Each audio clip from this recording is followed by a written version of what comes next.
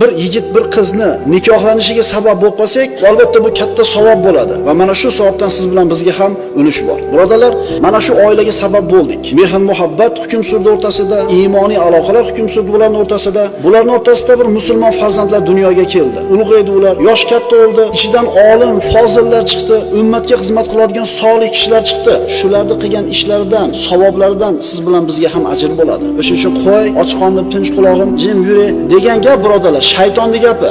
G'aybda Alloh biladi. Yaxshi niyat maqsadimizni qo'shib qo'yishimiz kerak bo'ladi. Faraz qiling, shu oila barpo bo'ldi. 4 o'g'il, 4 qiz ko'rdi. 8 ta bola. Bular ham 10 yil, 20 yil o'tib turib yana ko'paydi. Bilasizmi? Kim ko'payyapti? Muhammad alayhisolamning ummati ko'payyapti. Demak, birodar, qo'lingizdan kelsa, ikkita musulmonni bir-biriga qarindosh bo'lib qolishiga hissangizni qo'shing.